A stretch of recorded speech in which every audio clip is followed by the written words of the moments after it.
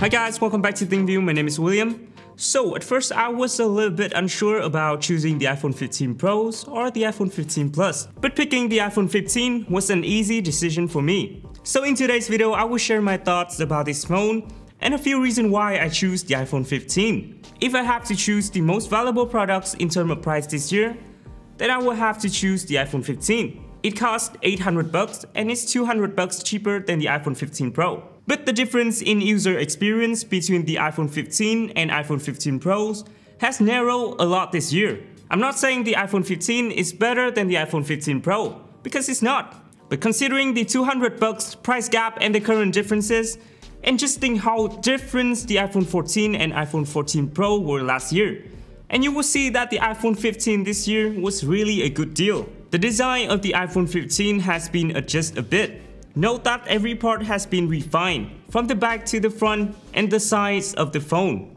As a result, when you hold it, it feels quite different from the iPhone 14. The most notable change is that the edges are now rounded, just a bit, and it looks very elegant. To put it simply, it's like it was pulled out from the Apple trailer. Every detail you hold in your hand feels smooth and pleasing, both in terms of how it looks and how it feels. It already feels slimmer than before because the edges used to be sharp and angular. In general, when you pick up all 4 models of the iPhone this year, you would think that they are thinner. About the materials, the iPhone 15 and 15 Plus still have the aluminum frames and a similar anodized finish as last year. However, the back is different.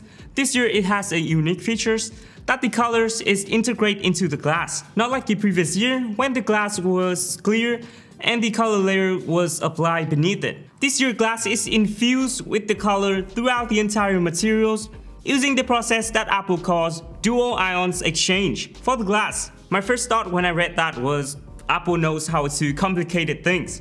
It's just glass. I know that the method sounds good, but in reality it's just a different color version and it's nothing special here. As for the back, it has a matte finish. As for the front, there have been some significant change. The upgrade to the iPhone 15 screen were expected, but when you actually hold the phone, it's hard to believe that Apple made it so close to the Pro series. The screen of both the iPhone 15 and the 15 Plus this year are slightly larger than the last year 14 and 14 Plus, making the bezel thinner, and the screen edges are slightly curved like the Pro models. They have the same size, resolutions, brightness, dynamic islands, and the HDR capabilities as the iPhone 15 Pro. In general, when I hold the iPhone 15 and look at the screen, I don't feel any differences like when I hold the iPhone 14 and the iPhone 14 Pro. It feels like I'm holding a real flagship phone. The most impressive features here is the maximum brightness up to 2000 nits. And of course, when you're outdoor, it's much easier to see compared to the previous version. However, this year, the iPhone 15 still like 2 things. First is the always-on display, and the second is the high refresh rate ProMotion screen. About the always-on display, that some people like it and some people don't. It depends on your opinion. And the second missing features is the high refresh rate. It still runs at 60 Hz. For many Android users, it might seem like those who buy this phone a bit naive.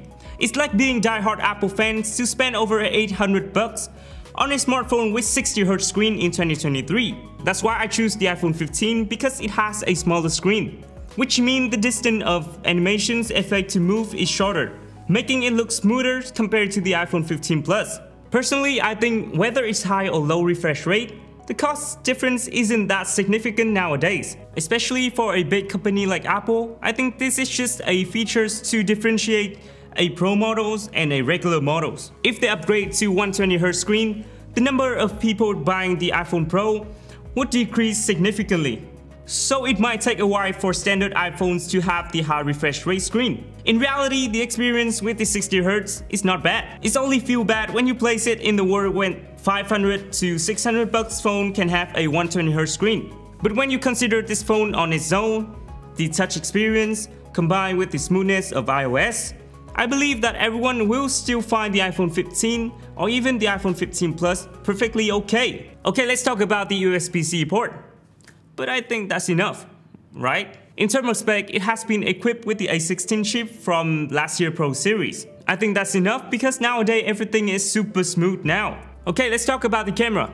Now the camera of the iPhone 15 is gotten closer to the iPhone 15 Pro. The main camera on the 15 has been upgraded from a 12 megapixel sensor to 48 megapixel. So now you can shoot in 2-time mode, which means the photo is cropped in, but the detail is still high. The 48 megapixel sensor on the iPhone 15 isn't as fancy as one of the iPhone 15 Pro, but for the most part, it's hard to notice the difference. The iPhone 15 Pro has a 3x telephoto camera, while the iPhone 15, as I just mentioned, can now shoot at 2x, which is enough to create those background blur. In general, the gap in camera capabilities has been narrowed, and I will test and share more about how close they are later. Okay, so those are my quick impressions about the iPhone 15. Overall, I think the iPhone 15 offers an experience that's close to the iPhone 15 Pro. The design is similar with curved edges, it has the dynamic island features, the camera has been upgraded to offer more shooting options, and automatic background blur, and the chip is quite powerful. In general, the iPhone 15 and the 15 Plus this year are definitely worth considering. Okay, so that's some of my thoughts about this iPhone 15. What do you guys think? Please comment below, don't forget to like and subscribe. My name is William and I will see you in the next video. Goodbye!